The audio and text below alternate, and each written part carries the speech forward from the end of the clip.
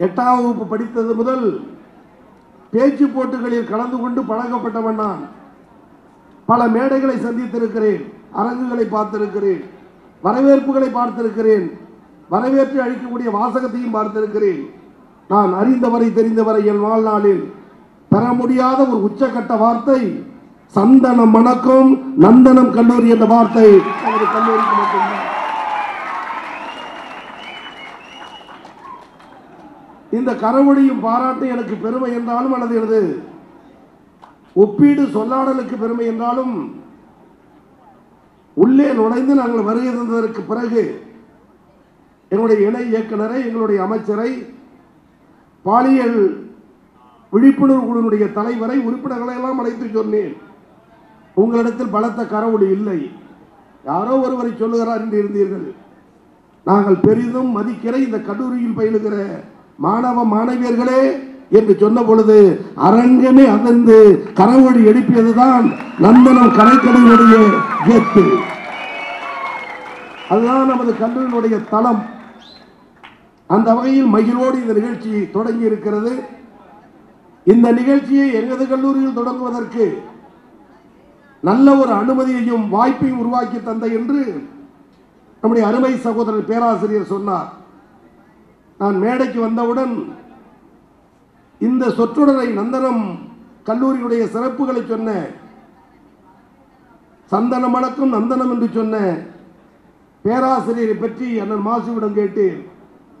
அவர் பெயரை சொன்னார். பெயர் அன்பு தலைவர் கலைஞர் பெயர் தாங்கிய முனைவர் கருணாநிதி என்று சொன்னார்.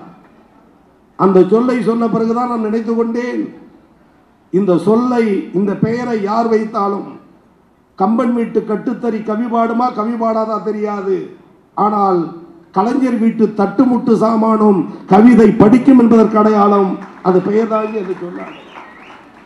கூடுதலாக நாங்கள் வந்தபொழுது இந்த கல்லூரி, இந்த அரங்கம், உண்மையை சொல்ல வேண்டுமையால் அனைவருக்கும் நந்தனம் கலை கல்லூரியால் இந்த கலையரங்கத்துக்கு பெருமையா, இந்த கலையரங்கத்தால் இந்த கல்லூரிக்கு பெருமையா என்று சொல்லக்கூடிய வகையில் தமிழகத்தில் எந்த கல்லூரியிலும் இல்லாத ஒரு மாபெரும் கலைஞர் பெயர் தாங்கிய கலையரங்கம் நம்முடைய கல்லூரியில் மட்டும்தான். எனவே இங்கே துவங்காமல் வேறு எங்கே துவங்குவது? அத்தோடு கல்லூரி துவக்கப்பட்ட ஆண்டிலிருந்து கடந்த ஆண்டு வரை நமது கல்லூரி ஆடவர் கல்லூரி, கடந்த ஆண்டு முதல் இருபாலர் படிக்கும் கல்லூரி. எனவே முதல் முயற்சி எடுத்து முதலாம் ஆண்டு வெற்றி கண்டிருக்கிற இந்த கல்லூரியில் தான் பாலின விழிப்புணர்வு கொடுத்த கருத்தரங்கத்தை தொடங்க வேண்டும் என்ற எண்ணத்தின் அடிப்படையிலும் தான் நந்தனம் கலை அறிவியல் கல்லூரியில் இந்த நிகழ்ச்சியை இன்னைக்கு நாம் தொடங்கி இருக்கிறோம் என்பது ஒரு வரலாற்று உண்மையை இந்த நேரத்தில் நான் பதிவு செய்ய விரும்புகிறேன். இன்றைக்கு நம்முடைய மாண்புமிகு அமைச்சர், மக்கள் நல்வாழ்வுத்துறை அமைச்சர் எடுத்துக்கொண்ட பெரும் முயற்சி தான் இன்னைக்கு இந்த அரங்கத்தை உருவாக்கி அதிலும் நம்முடைய துணை முதலமைச்சரை வரவழைத்து அவரே வியந்து பார்க்கக்கூடிய அரங்கத்தில், கலைஞர் பெயர் தாங்குகிற அரங்கத்தில் இந்த நிகழ்ச்சி நடந்து கொண்டிருக்கிறது. இன்னைக்கு மாணவர்கள் உயர்கல்வியில் எந்த அளவிற்கு உயர்ந்த இடத்தை எட்டியிருக்கிறோம் என்பதை எல்லோரும் நன்றாக அறிந்திருக்கிறோம், புரிந்திருக்கிறோம். அந்த வகையில்தான் மாணவர் சேர்க்கையில் தமிழகத்தில் எத்தனை ஆண்டுகள் இல்லாத ஒரு சாதனையை முறியடித்திருக்கிற துறை நம்முடைய உயர்கல்வித்துறை என்பது நம்முடைய கல்வித்துறைக்கு கிடைத்திட்ட பெருமை. இங்கே இணை இயக்குனர் பேசும்போது, கல்லூரியினுடைய ஆணையர் பேசும்போது சொன்னார், இன்றைக்கு 34 கலை அறிவியல் கல்லூரிகள், குறிப்பாக இந்த எளியவன் பொறுப்பேற்ற பிறகு 16 கல்லூரிகள் என்று சொன்னால் உயர்கல்விக்கு தேவையான அனைத்து உதவியையும் செய்கிற முதலமைச்சர் நம்முடைய முதலமைச்சர் அவர்கள். கல்வி பயிலுவதோடு மட்டுமல்ல, அவர்கள் திறன் மிக்கவர்களாக கல்லூரிக்கு சென்றோம், பட்டம் படித்தோம், வெளியில் சென்றோம் என்ற எண்ணம் இருக்கக்கூடாது. அவர்களுக்கு திறன் மிக்கவர்களாக ஆக்க வேண்டும் என்று ஆண்டுக்கு 10 லட்சம் பேர் என திட்டமிட்டு 41 லட்சம் மாணவ மாணவியர்களுக்கு திறன் பயிற்சி வழங்கிய முதலமைச்சர் நம்முடைய தமிழ்நாடு முதலமைச்சர் அண்ணன் தளபதி அவர்கள். அதற்கு ஊக்கத்தொகை மாதந்தோறும் 1000 ரூபாய். எனவே 41 லட்சம் பேர்.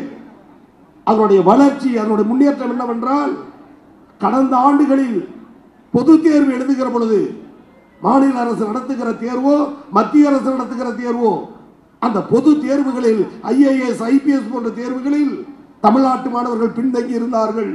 இந்த 4 ஆண்டு கால முதலமைச்சருடைய முயற்சி, நான் முதல்வன் திட்டத்தினுடைய பலன், நூற்றுக்கணக்கான IAS IPS உருவாக அடிப்படை காரணம் இந்த நான் முதல்வன் திட்டத்தில் என் மாணவர்கள் பெற்ற பயிற்சி என்பது தமிழ்நாட்டுக்கு கிடைத்த பெருமை. அந்த பெருமைக்காக முதலமைச்சருக்கு நாம் நன்றி சொல்லியாக வேண்டும். குறிப்பாக பெண் கல்வி தடைபடக்கூடாது. ஆணுக்கு நிகர் பெண் இல்லை இல்லை, ஆண்களை விட பெண்கள் மேலானவர்கள் என்பதை நிரூபிக்கிற பேர் இயக்கம் திராவிட இயக்கம். தந்தை பெரியார், அறிஞர் அண்ணா, அன்பு தலைவர் கலைஞர், ஆருயிர் தளபதி இவருடைய அரிய முயற்சி பெண் கல்விக்கு முக்கியத்துவம். எனவே புதுமை பெண் திட்டத்தில் இதுவரை 7 லட்சம் பேர் நினைத்து பார்க்க வேண்டும். இன்னைக்கு தம்பிமார்களுக்கு மாணவர்களுக்கு தமிழ் புதுமை திட்டத்தில் 2 லட்சம் பேர். இப்பேற்பட்ட உயர்ந்த இடத்தில் இந்த உயர்வழியை எடுத்து செல்கிற காரணத்தால் தான் இன்னைக்கு உயரலையை நாம் எட்டி இருக்கிறோம். எனவே ஆடவர் கல்லூரி என்ற நந்தனம் கல்லூரி தற்போது இருபாலர் படிக்கிற கல்லூரி. கல்லூரியில் படிக்கிற மாணவ மாணவியர்கள் ஆண் பெண் இருபாலரும் ஒற்றுமை உணர்வோடு சகோதர பாசத்தோடு பாலின வேறுபாடு இல்லாமல் நீ மாணவன் நான் மாணவி இருவருக்கும் பொது சொத்து கல்வி அது மட்டும்தான் நமது நோக்கம் என பயில வேண்டும் என்பதில் நோக்கம் கொண்ட முதலமைச்சர் நம்முடைய முதலமைச்சர் அவர்கள். எனவே இந்தியாவில் எந்த மாநிலத்திலும் இல்லாத பாலின விழிப்புணர்வு கருத்தரங்கு மற்றும் அது தொடர்பான விழிப்புணர்வையும் உருவாக்குகிற முதல்வர் நம்முடைய முதல்வர் நமது கல்லூரியில் இன்னைக்கு தொடங்க வைத்திருக்கிறார். ஒரு பருவத்திற்கு 2-3 முறை இந்த கூட்டம் கூடும். கருத்துக்களை விவாதிப்பார்கள்.